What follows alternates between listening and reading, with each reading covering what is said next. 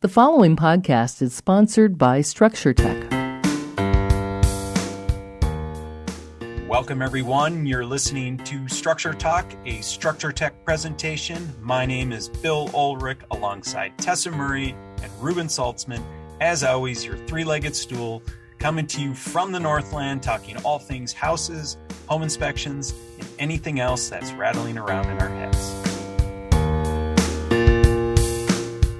On today's episode, we were beyond excited to have Douglas Hansen join us today from his office out in California. Douglas is a titan of the home inspection industry. He's been there from the beginning, but he's come up with some of the best information for inspectors to learn from and to use in their reporting. He's the author of the Code Check series, and he also wrote this amazing book called Electrical Inspection of Existing Dwellings. I think it's one of the single greatest tools that anybody in this industry can use to become proficient on all things electricity.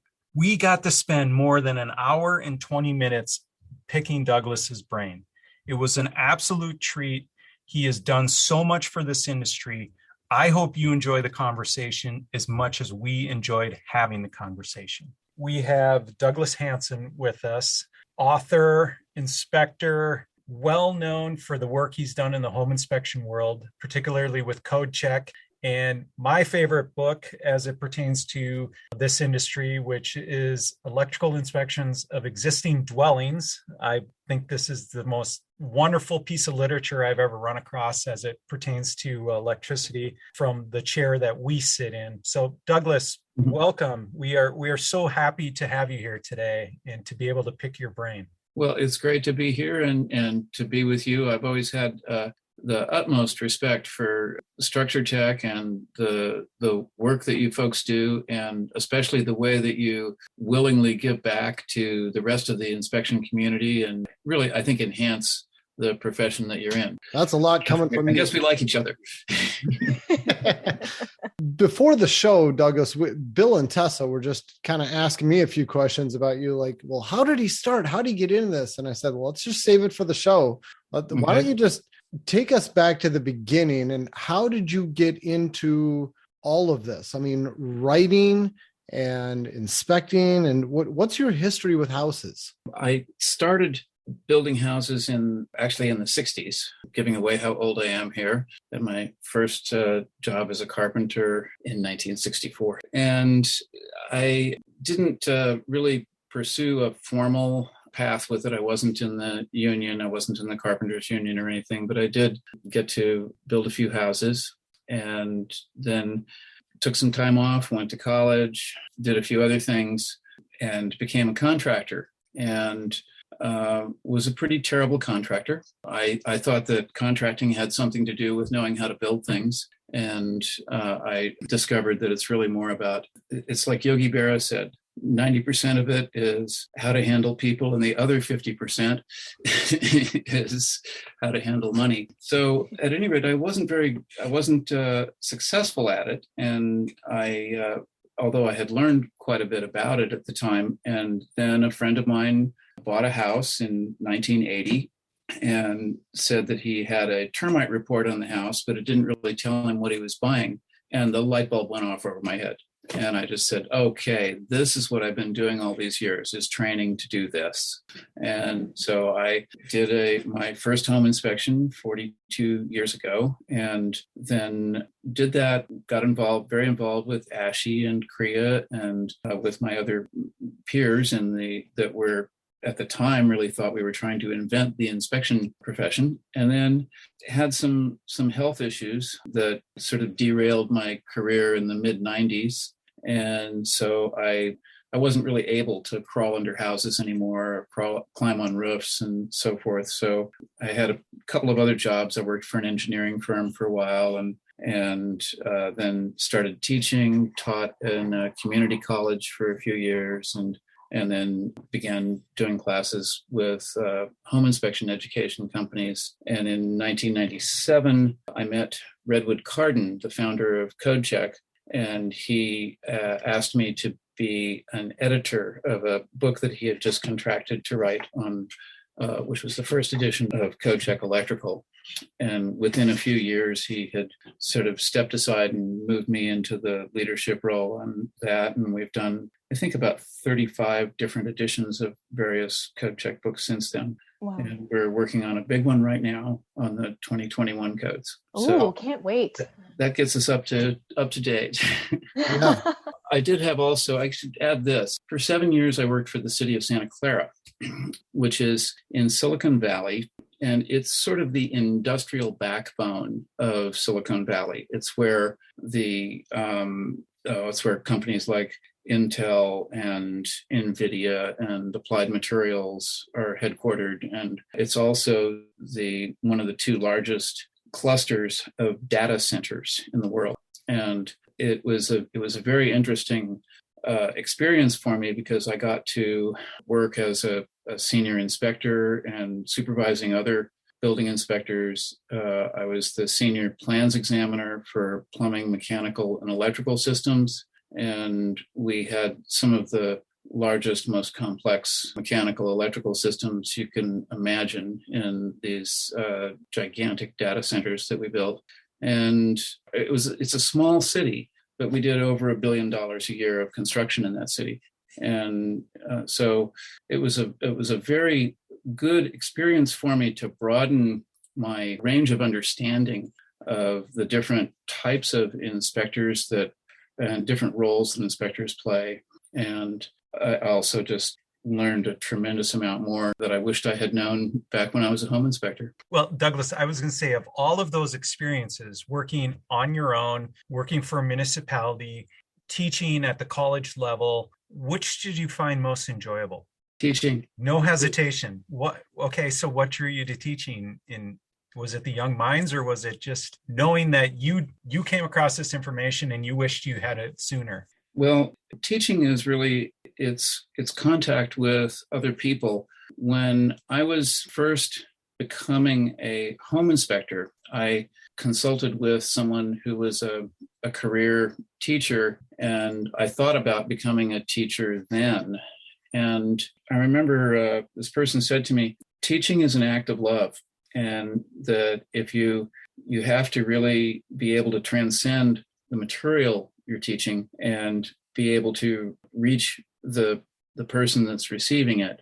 And they also taught me how it's very different to teach adults than to teach children. It's not the pedagogical method. It's basically practical. And then I guess, so that was all what kind of kept me out of it in 1980. But what I discovered when I did start teaching, especially teaching home inspectors, was that I really felt that it was just very gratifying to be able to play a role in people developing their career and their knowledge of a subject. Yeah, and I gotta say, I've sat through a ridiculous amount of courses taught by home inspection educators all over the country at a lot of national conferences, local conferences. We've flown people in, and Douglas is definitely one of the best educators out there. I mean, if for any home inspectors out there, if you hear that Douglas is going to be teaching in your area, or you have an opportunity to come see him teach, don't miss it. He's one of the best out there. And Douglas, I know that you've pulled away a little bit. I remember many years ago, it felt like you would be at every conference, everywhere. You were just always doing it. Did you intentionally kind of pull away from it and just get burned out on teaching, or what? Why have you pulled away a little bit? Well, when I was working for Santa Clara, I was very, very busy that entire time. And I worked there right up until just about the beginning of COVID. So when I retired from there, we moved out of town, and we're still trying to fix up our new house here. That's keeping me busy. Plus, we're doing a comprehensive rewrite of all of the code check books right now, combining both residential and commercial, and really updating all of our material, all the illustrations and so forth. So that's keeping me busy. All right. Now I got two thoughts I got to share. I'm giving this big plug for your teaching ability, and it just dawned on me. We're gonna air this podcast on the 14th, I believe. Let's see. That's a Monday, guys, right? February 14th. Yeah. We're airing this podcast on Valentine's Day, February 14th. And then the week after that, Douglas is going to be doing a 2-hour educational offering for our local ASHI chapter, the ASHI Heartland chapter. He's doing it on Zoom, 2-hour class. So if there's any local inspectors listening to this, in fact, you know what? It's on Zoom. You don't have to be local. Anybody could, if they go to our website, ASHI Heartland, I think it's ashiheartland.org, you can figure out a way to attend Douglas's class. It'll be a good 2-hour class.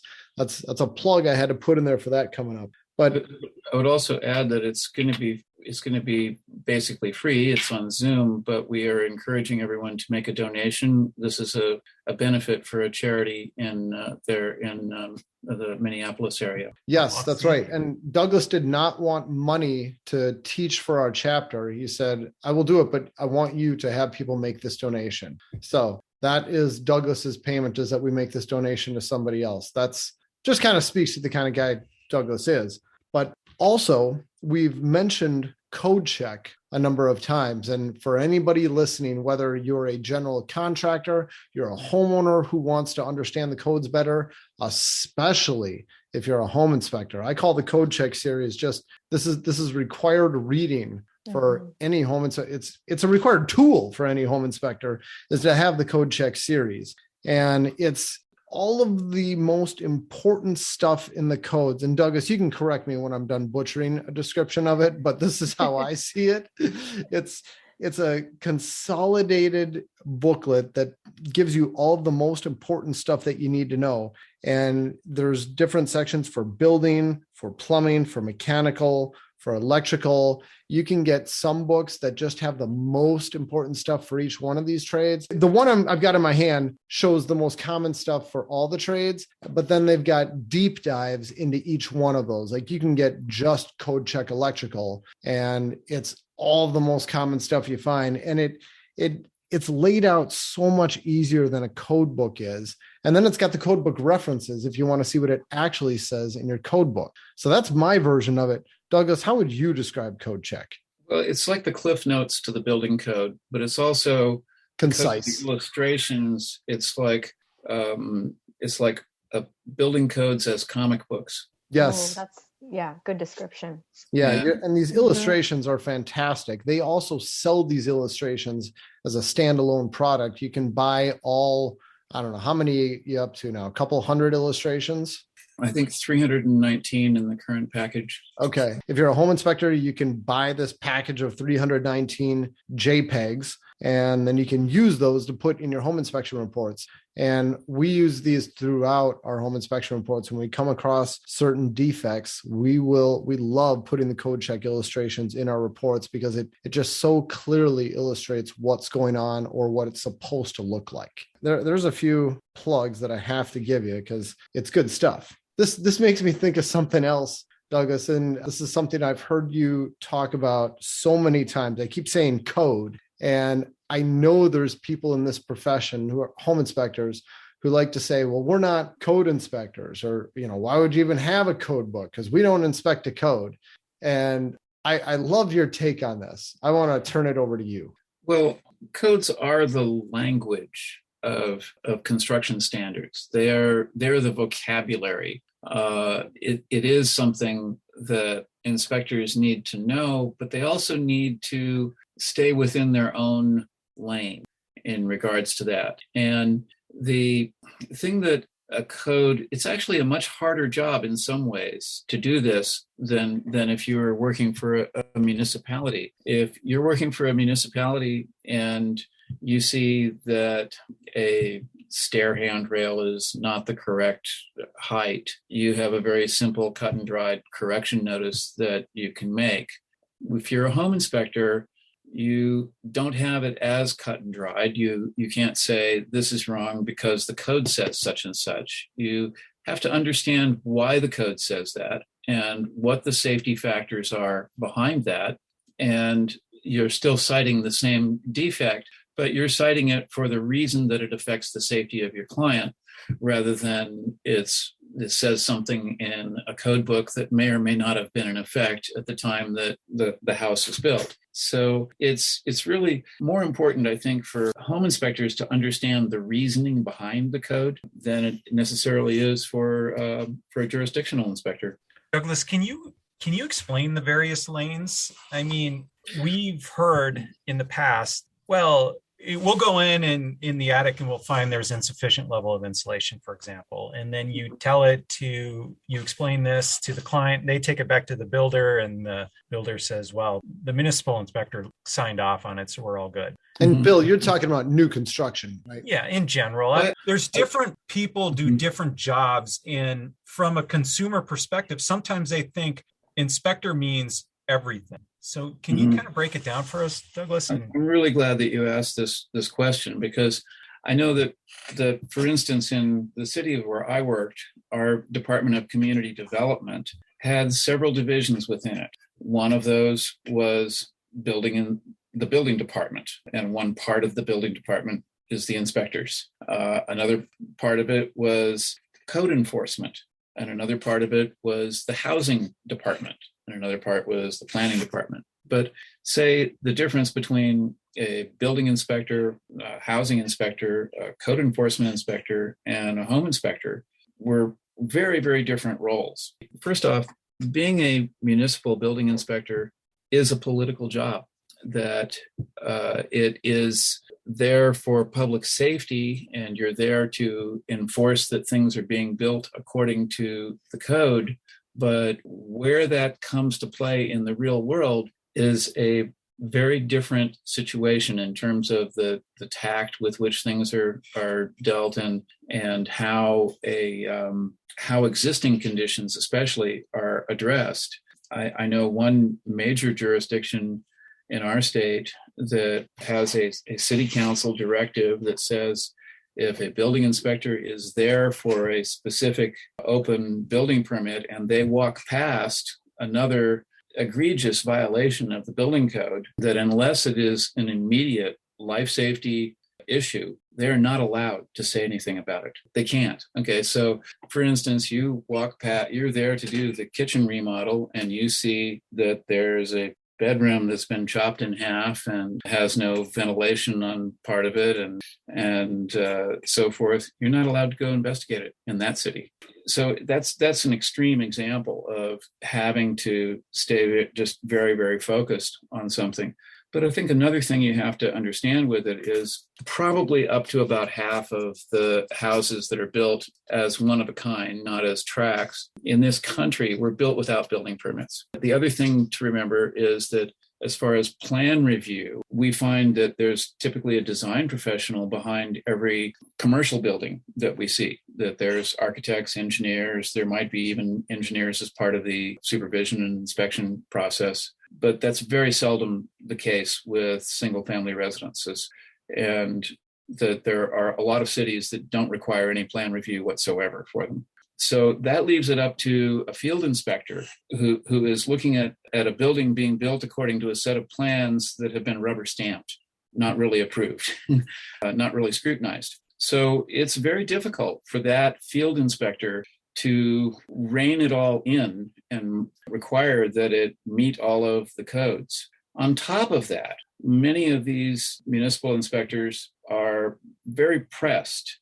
I know in our jurisdiction, where what we would do with residential inspectors is we would typically schedule them for 10 stops a day. And you got to have drive time and breaks and lunch in there too. So that means that they maybe were on site for somewhere between 4 and 6 hours a day. Some days they lose time for training sessions, etc. So 4 and 6 hours a day. Divide that up into 10 sites. Now imagine that 3 of those were a rough frame inspection, where you're also doing the rough electrical, rough plumbing, rough mechanical, etc., or maybe shear walls at the same time.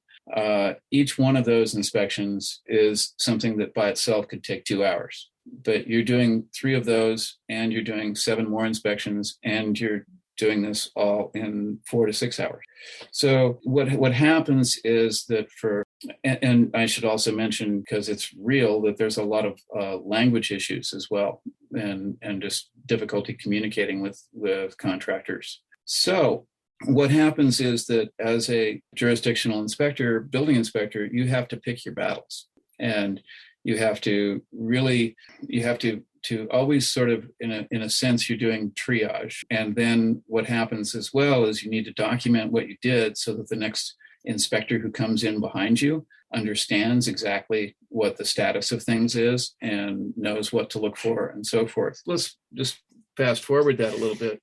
What happens with a home inspector that spends 3 hours on a building is they're limited by the fact that they can't see into the walls. They can't tell what's concealed from view, but they've at least got the time. They've got, say 3 hours or so, 4 hours to do a home inspection, and they're trained, they're focused on what to look for, and they know what can kind of tip them off that there may be some other underlying issues. And so they've ended up spending more time on that site than all the municipal inspectors combined. So I know that a lot of times home inspectors find themselves very surprised to see that something has been signed off, and yet it still had very obvious flagrant code violations.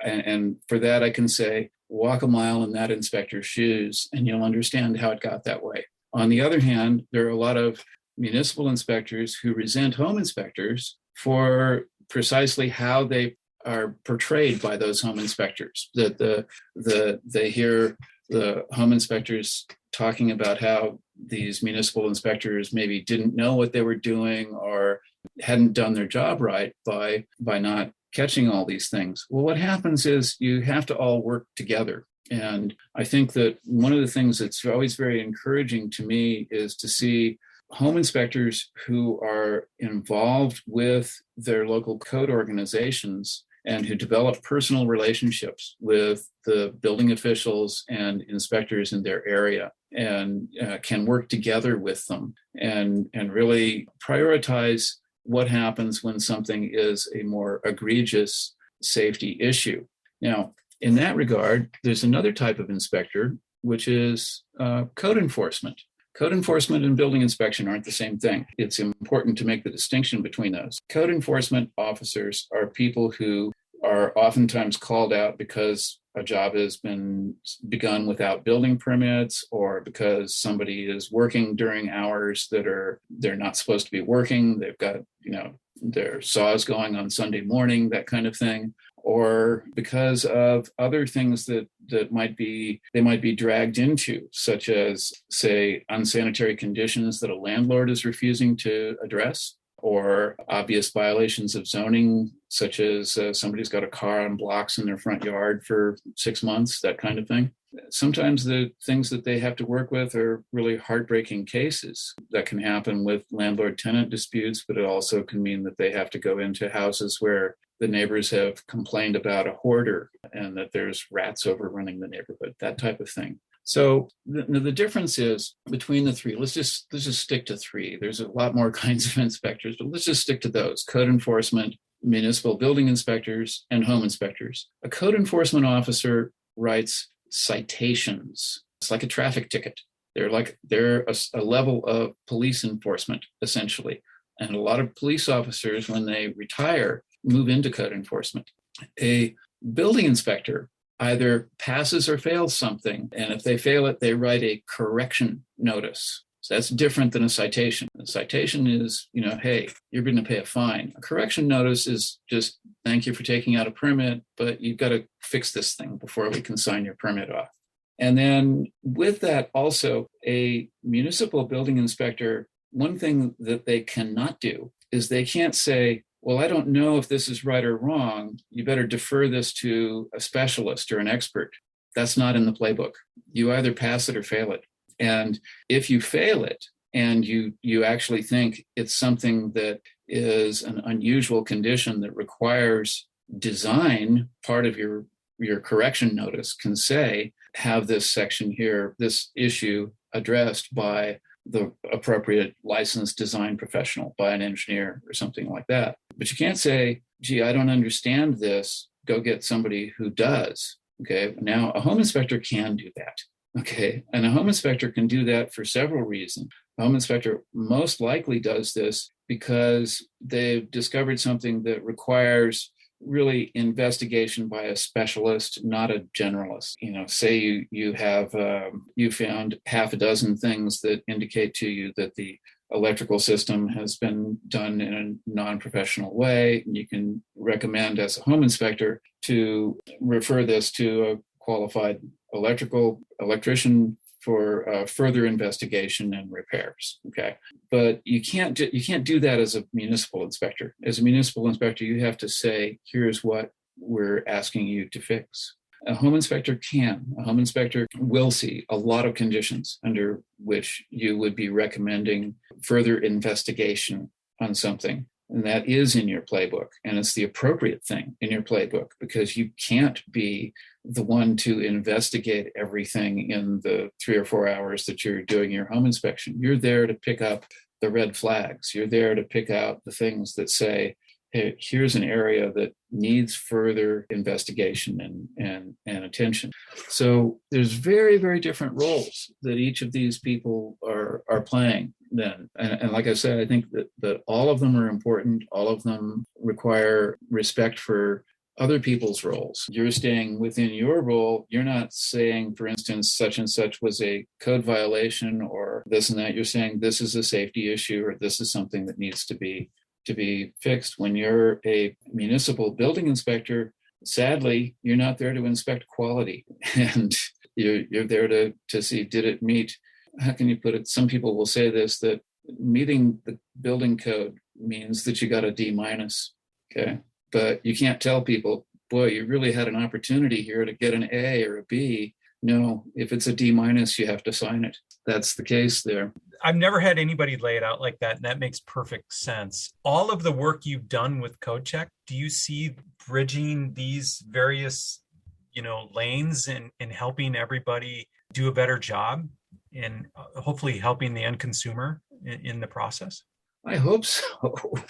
Surprisingly, I don't get all that much feedback on our work. And I really appreciate it when someone is using our books. And the thing this is going to sound strange, but the thing I appreciate the most is when someone says, hey, I think you made a mistake here, and that I can then fix it. And we post those on our website, and we do always try to make these things better. I think that in terms of helping things to be safer, that it requires all of us respecting each other's role in things and caring about making things safer. And unfortunately, we live in a world where people want to get it done, want to do things fast, want to just move on to the next one. And it's very important that we understand what this language of construction is really about. So I hope that it helps that way. Yes. I just want to give you some feedback, Douglas. You said teaching was one of your favorite things to do, and writing your CodeCheck book, you are helping so many people understand these codes and how to interpret them. And we use your CodeCheck books for training all of our new inspectors. And we use all the illustrations in our reports to educate our clients as well. And so I just want to thank you for all of the knowledge that you're sharing, because it has a huge impact for us and our company and what we do. We refer to a lot of it, refer to a lot of your individual articles too. Like you had a really good one on, what was it? Aluminum branch circuit wiring in existing homes.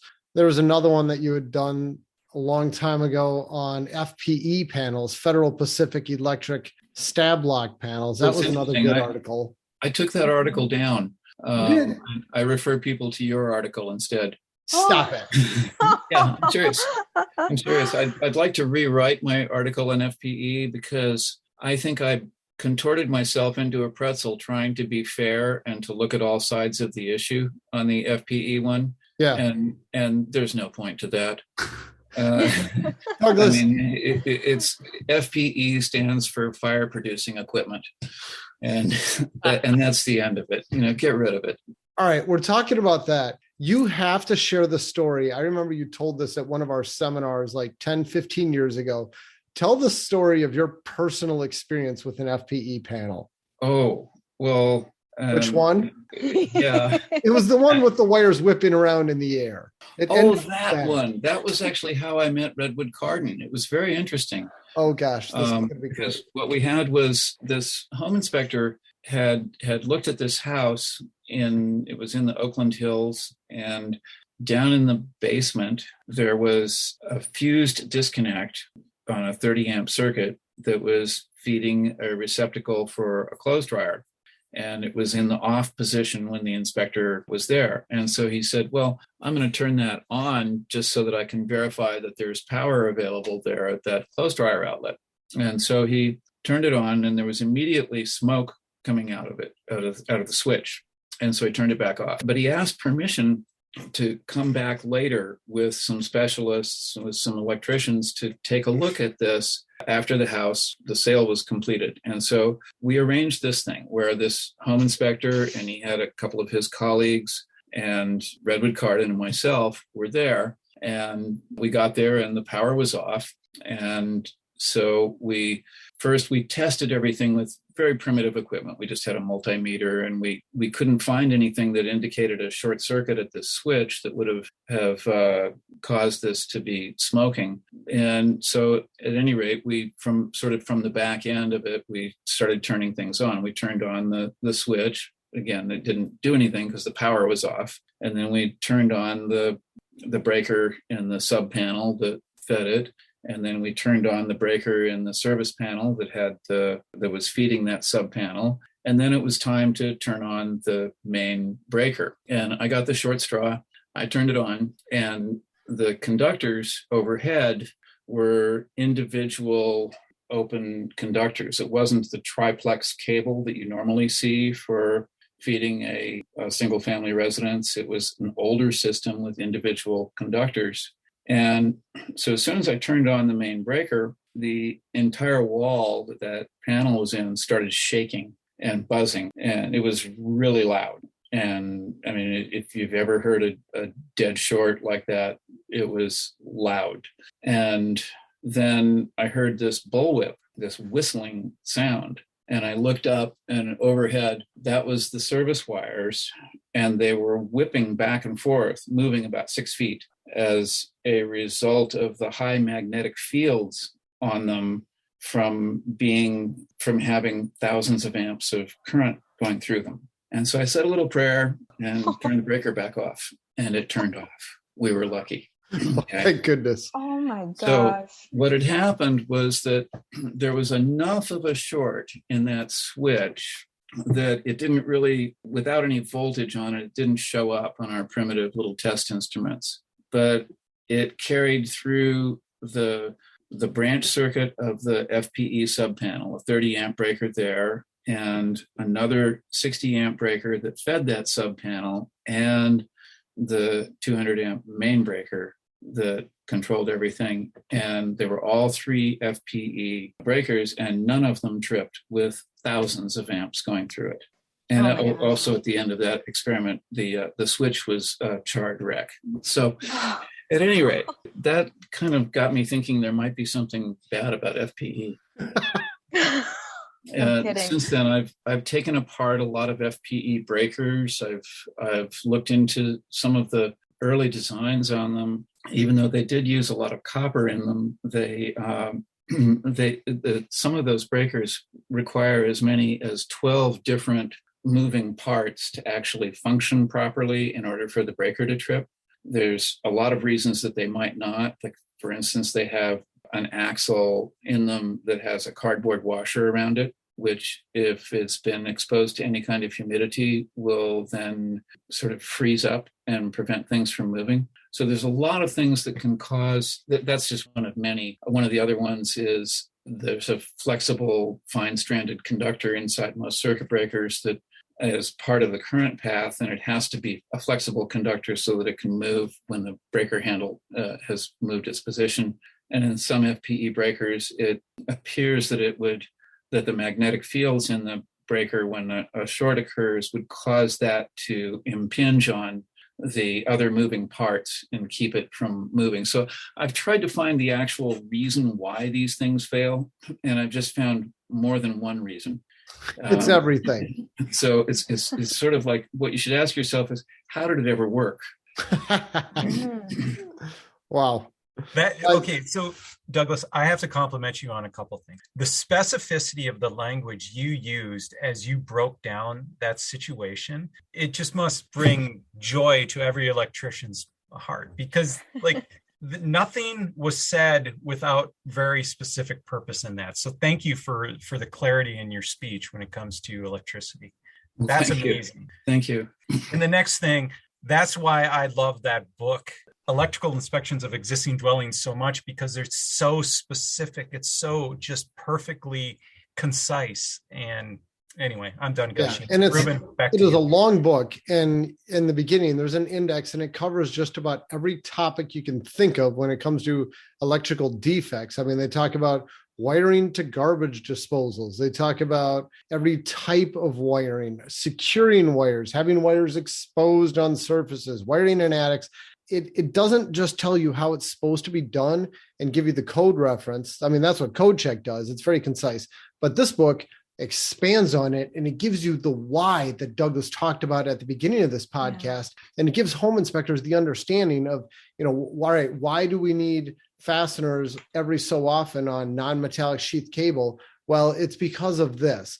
And back in 1913, it used to be this, and the code actually changed this year. And it gives you a little history lesson on so much of the stuff. And it gives home inspectors that base knowledge of the why behind all of this. That's why what Bill is talking about is such a fantastic book for home inspectors. When are you going to write the same for plumbing and mechanical and building? Yes. Well, I'd actually like to rewrite the electrical book, and I realize I'm never going to have the time, and so what I'm hoping to do is to just do small sections of it and additions to it, and probably post them online. How long did it take you to write that book? And also, would you say that it was a learning experience for you too, as you were going through, all of it? Were there things that you didn't know going into it? Yeah, I had my office was spread out with code books going back to 1897, and just covering every surface. I had some code book open, and every time I'd want to find the history of something, I would go back and see when did this first appear? When did we first get a rule that said that you couldn't rebond the neutral in an electrical subpanel?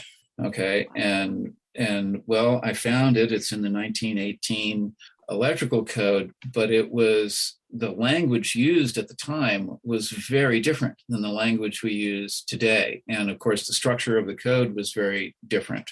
But nonetheless, it's there, and it's very clear. And you can see how from looking at those books, you can see how the electrical industry evolved and how codes have changed and where the really big, significant rewrites were and what was behind them and so forth. So it was an amazing educational experience for me. It took me about, I think, of just concentrated effort on that book, about 5 months to write it. And the reason you see that it's dedicated to my wife is that she had to suffer through all that. I'm actually surprised it didn't take longer than 5 months, Douglas. I just have a whole new appreciation for this book after hearing how you put it together and how basically the history came from you basically just doing your own research and digging through all these different books and compiling it all. Just thank you so much. There's a couple of other books of history of the electrical code. David Shapiro in Maryland wrote a book that has some of the things that I'll probably be referring to when I rewrite that book. And then the National Electrical Manufacturers Association has a very short book of highlights of some of the changes of the code over the years. The electrical code is different than all other codes, and in the sense that it has the largest participation of people coming forth to make proposals for changes. Right now, we're in the process of developing the 2023 electrical code. And the final code making panel hearings on that are in the next 2 or 3 months. And then on NFPA's website, we'll be able to see what the new one is, what the new proposed code is going to look like.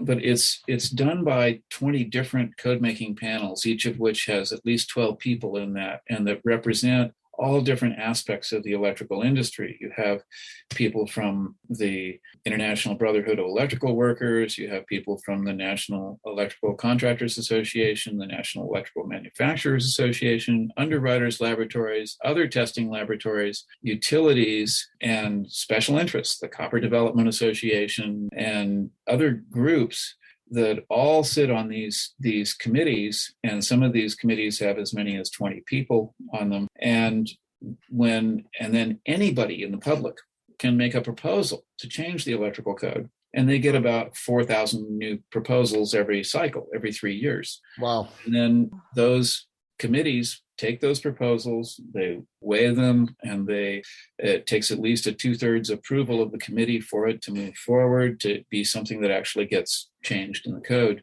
There's a tremendous amount of brain power that goes into it. I have the utmost respect for the effort that it takes to do it, even though I'm not always very happy with the result.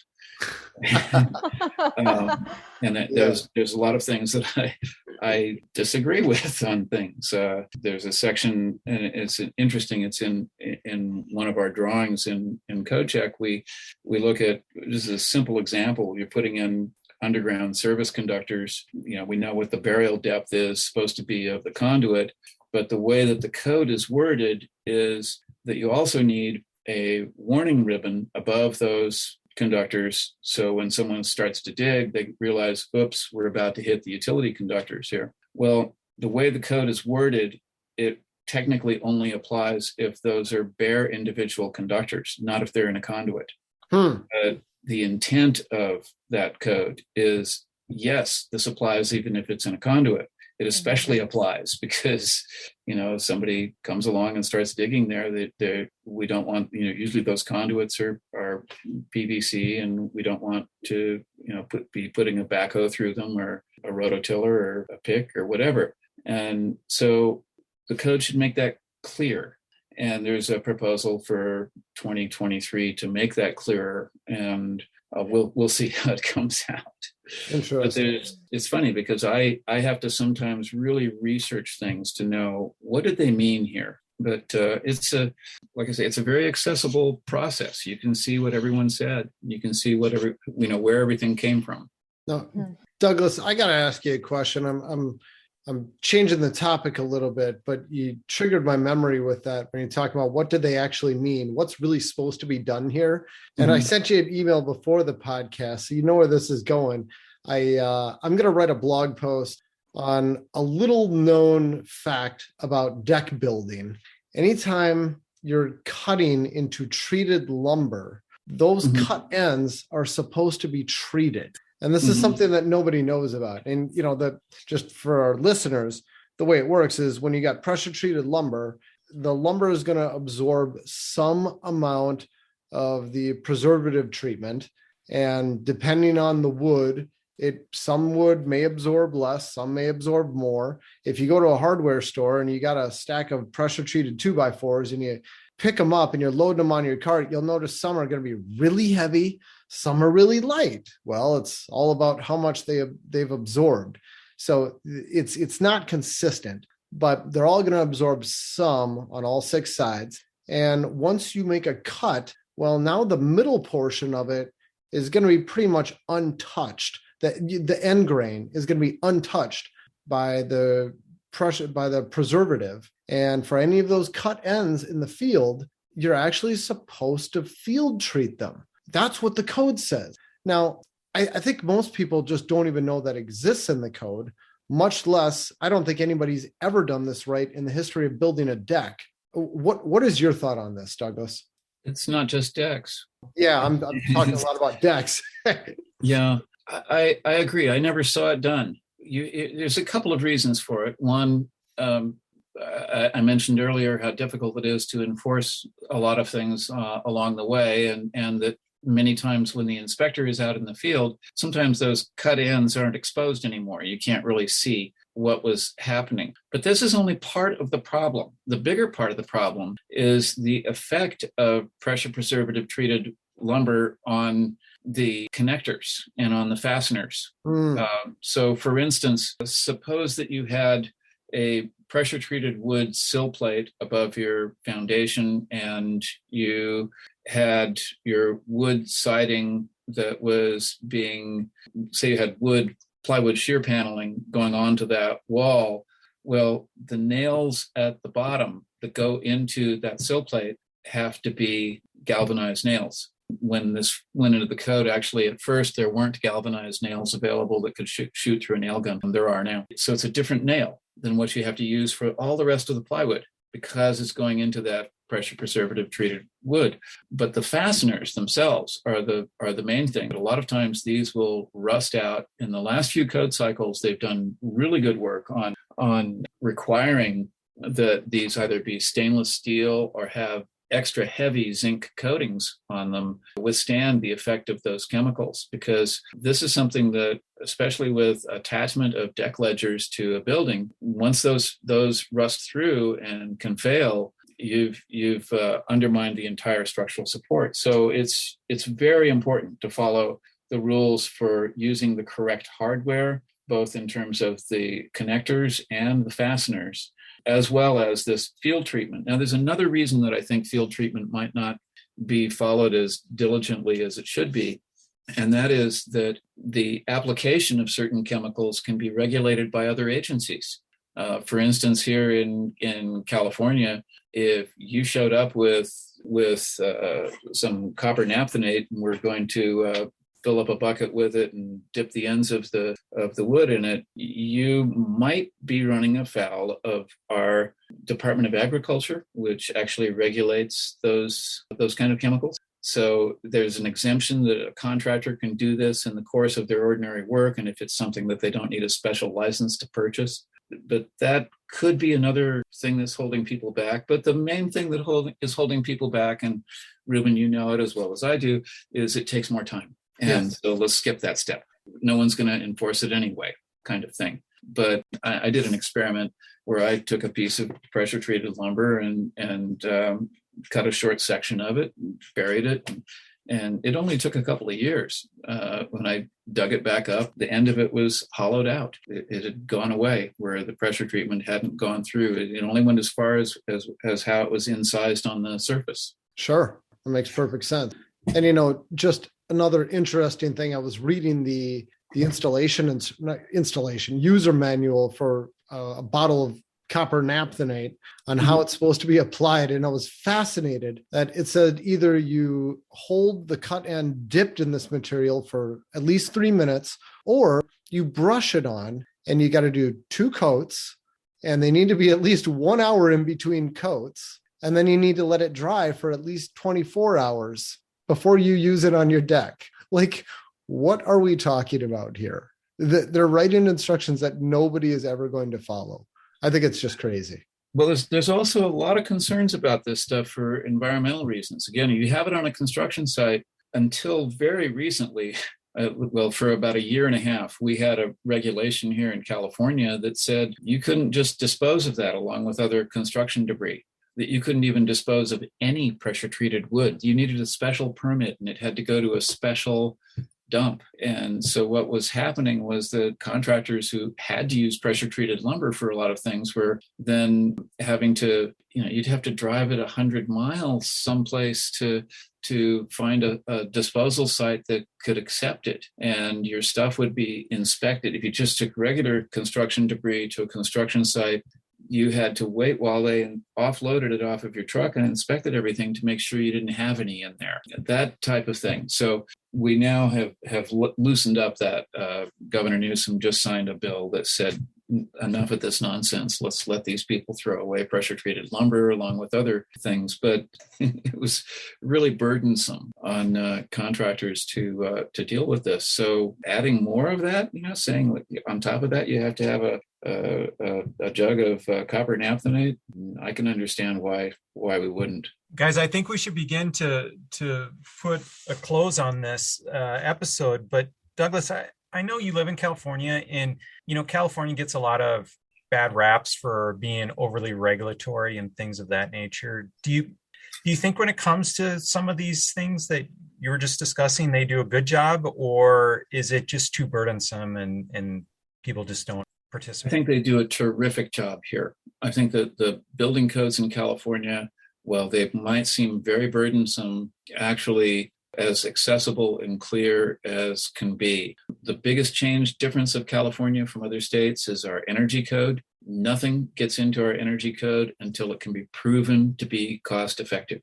And so that's something that, while it might seem a bitter pill to swallow at first, you have to realize everything is there for the good of ultimately the user and the environment. For instance, every new house in California has to have a solar array. Now, starting in 2023, every new house will also have to have a battery backup for that solar array. It makes us more grid independent and better for the environment. Again, these things all had to be proven to work before they could get into our codes. So I really respect California's code making process very, very much. Fascinating. Wow. We just had a guy last week, a guy out of Colorado who does these solar arrays on last week's podcast. And that couldn't be a more perfect time to be talking about this. Fascinating. Yeah, you're paving the way. California's paving the way for the rest of the country, I think, in that area. Yeah.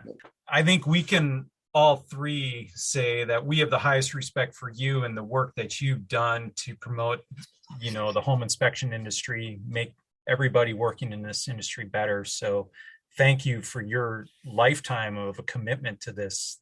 Well, I look forward to the upcoming, when is it, Reuben? It's on like the 21st or 22nd or something? Yeah, that'll be February 21st, 6:30 Central Time. That we're going to be doing a discussion on the changes in the 2020 electrical code. Since Minnesota has adopted that, so have about 7 or 8 other states, and eventually everyone will be. And we should have a good discussion then. I'm really looking forward to it. Sweet. Thank you so much. Thank you. Thank you, Douglas. Thank you, everybody, for listening. You've been listening to Structure Talk, a Structure Tech presentation. My name is Bill Ulrich, alongside Tessa Murray and Reuben Saltzman. We appreciate you listening. Douglas, we appreciate your time, and I'm sure you guys are going to crush it at the electrical conversation. So if you've heard this, get to that conversation. Have a great day, everyone. For more information on how we can provide you with the right information about your home before you buy or sell, contact us at structuretech.com.